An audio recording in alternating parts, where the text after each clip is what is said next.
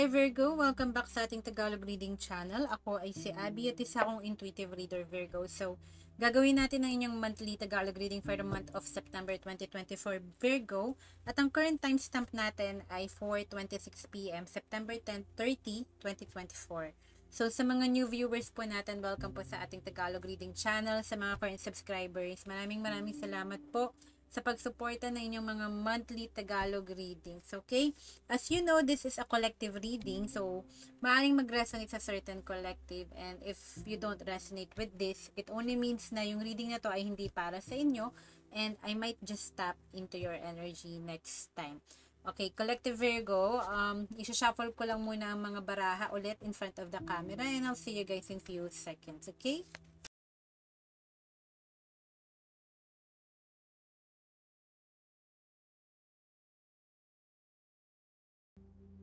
Welcome back Virgo. Simulan na natin ng inyong Tagalog reading. Current timestamp 4:28 p.m. at September 30, 2024. Okay?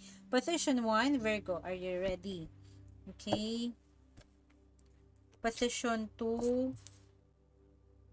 Position 3, Virgo. Pang-4. Pang-5. Pang-6. And at the center. Okay. Alright. Simulan na natin, Virgo, no? Okay, sa first position, release position, ang sabi, when I surrender my will to the care of spirit and the universe, I attune my energy with an ever-present stream of well-being. So, sinasabi dito, mas marerelax tayo, Virgo, kung marunong tayo na mag-surrender, no? Ng mga bagay na out of control na natin. So, learn how to surrender. For example, masyado tayong attached sa isang outcome. Nagmamanifest ako, masyado akong attached sa isang outcome. Let go. Let go of the resistance, no? Or yung control na, or yung worry and anticipation, kailan to mangyayari. Pwede mo i-expect, pero wag na tayo magbigay ng deadline or timeline. Kasi the more na maglalagay ka ng timeline and deadline, the more na magmamanifest mas mahabang deadline and timeline, di ba? Paano kung gustong-gusto na natin mangyari tong isang bagay na to? And then, ina-anticipate, agitated tayo. Yung law of assumption or law of expectancy, okay yan. Pero like I said, wag tayo maglalagay ng duration. Kumbaga, ang sinasabi kasi doon, claim as if nandyan na, nakuha mo na. Okay, yun yung key doon. Tatanggalin mo yung naiinip or impatience, kumbaga, 'di ba? Be more patient, okay? And detach, okay? And surrender, okay? Kumbaga, wag na mag-antay ng movement sa 3D. Wag mag-antay ng galaw, alright? So yun 'yon. So the more you surrender, at ibig sabihin, pinagkakatiwalaan natin ng Panginoon, ang universe, 'di ba? Sila na bahala. 'Di ba? This or something better. Lagi ko sinasabi yan. Hindi pwedeng this or nothing, all or nothing. Huwag ganon. It could be this or something better. No, ina-attune mo yung energy mo that way. Ito ang sabi, with an ever-present stream of well-being. Doon sa state of well-being mo at the present time. So, act as if nandyan na yung wish mo. Na it's a wish fulfilled. It's a miracle answered na. Okay? Alright? Okay, so sa next card, position number 2. Okay. Okay, Virgo, ang sabi dito, ito yung kailangan mong ipagpatuloy, no? Feeling good will bring me far more than whatever I thought I needed. You will be surprised. Pag nandun ka sa state na okay ang pakiramdam mo, okay ka, mentally, emotionally, at yung well-being mo, that's the time ang daming magandang mangyayari sa'yo. Kasi ang aura mo ang ganda eh. Pag butas ang aura o mababa ang frequency natin, kakapitan ka ng sakit, kakapitan tayo ng malas. So, yan ang iniiwasan natin. So, ito yung kailangan mo ipagpatuloy. I think consistent ka na ginagawa mo to as of this time, Virgo. Kasi nasa position to, ito yung kailangan mo ipagpatuloy. Continue improving, no, to be stay in alignment do sa vibration na you feel good all the time. Mentally, and physically, and emotionally. Okay? That way, mas madaming darating na mo opportunity. Okay? Now, it's important it's very important you have to feel good all the time. Okay?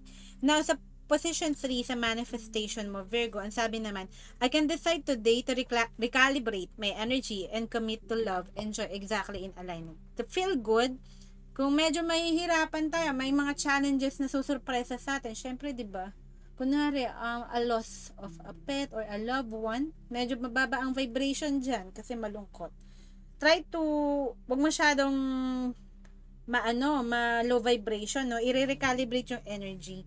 All the time, you have to make sure, no, on the next 3 to 6 months, mag-commit ka sa love and joy. Ito is more like selfless, no? Selfless love and joy. So, it's more like self-care, self-love, also yung love mo para sa community, sa family mo, kailangan mo i-extend, sa mga kaibigan, sa mga katrabaho mo, and lahat ng ginagawa mo, make sure na nag-enjoy ka. So, dyan papasok ang joy. It's not happiness, kasi ang happiness medyo temporal, eh. Ang joy is something na masayang-masaya ako sa buhay ko. Ganong level ng kasiyahan dapat. So, i-recalibrate mo yung energy mo towards, sinabi ko, sa love and sa joy. Okay? In order for you to feel good. Kasi, may mga, maaring batuhan tayo ng mga blockers, no? Or roadblock along the way na, makakapagpalungkot sa atin. For example, so, i-recalibrate natin ang ating feelings sa emotions and thoughts. Okay? Now, sa external energy mo, ito ang sinabi. May feel good na dito, guys. Position 2. Kailangan may pagpatuloy. External energy magiging challenging. Could be baka toxic sa workplace, masyadong busy, toxic ang love life ngayon, or challenging lang si person mo, ginose ka, di nagparamdam. Yung family, you're into going through some things then. But, it's good to feel good. Yung external energy mo, kahit ano man yan, whether it's good or bad, tatandaan mo, ha? Tatandaan mo. Yung energy, external energy din to anyway. So, i-challenge ka, or it could be ibibigay sa'yo to, yung it's good to feel good. For the next 3 to 6 months, okay, since dalawa to, find some ways or time na, alam mo yun, you go on a, parang, mood check, no? Mood check tayo, no?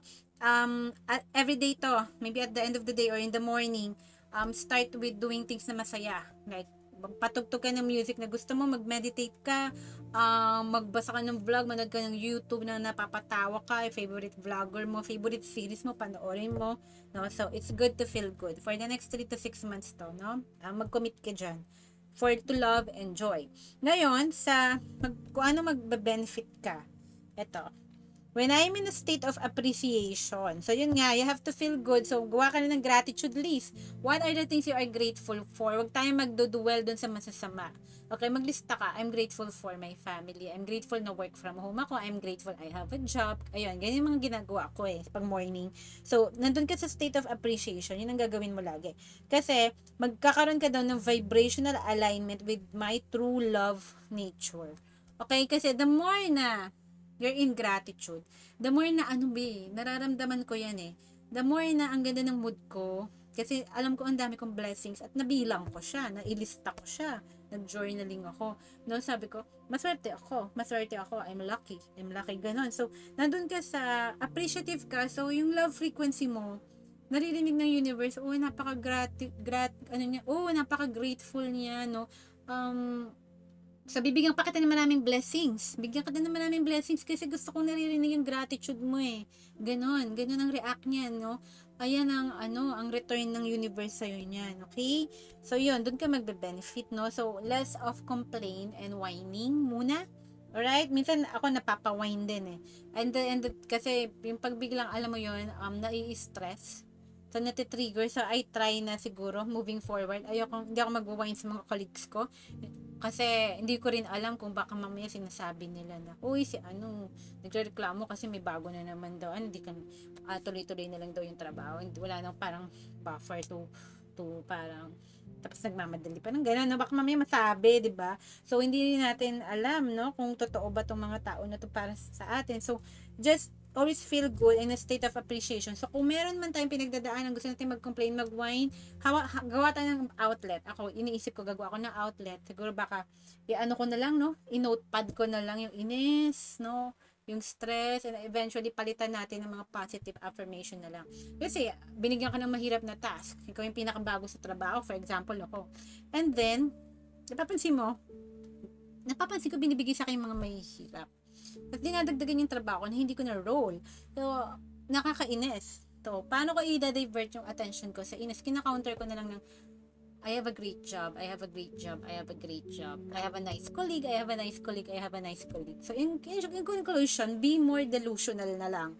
Para, alam mo yon, the more na nag-affirm ka na magaganda kasi, that's how they will behave towards you. Kasi mararamdaman nila yan eh. Ang may mental telepathy tayong tinatawag. Kung ano yung iniisip at nararamdaman mo sa kanila, mararamdaman nila yan. Mafe-feel nila yan, makaka-capture nila yung thoughts na yan. So, try to parang think of them kung paano mo sila gustong mag-behave. That's one example lang. Okay? Now, sa new beginning mo, the universe has big plans for me and it's time to claim them. So, sa mga new beginnings mo, magtiwala tayo sa universe na maganda ang planong nakalaan sa'yo. Okay? Ang kailangan mo lang talagang gawin is mag-expect. At mag-assume na tayo na, akin na to. Claim mo na. Parang sa Miss Universe. Claim mo na, panalo ka na, ikaw na ang Miss Universe. Parang ganyan, di ba? Pangmalakasang mga manifestations ang gagawin mo sa mga new beginnings mo. It's not a cliche, totoo to. There's a law of expectancy. No, mag-expect ka na nangyari na. Or nandun ka na sa state ng wish fulfilled mo para makapag-quantum jump ka na sa timeline na yan. Okay? Now, at the center naman, Virgo. Kasi, there's no such thing as present and future. Na-realize ko yan. Inaral ko tong law of attraction and law of assumption. At any given time, pwede tayong mag-quantum leap or mag-quantum jump sa reality na gusto natin. So, time is just an illusion. If mag-aantay ka pa ng panahon, kailan mangyayari to, or ito, baka 20 years may yumaman na ako. Marinig ng universe na, so ayaw mo pang yumaman ngayon? Diba? That's the point. So, claim them na you have it now, parang ngayon na yun mangyari.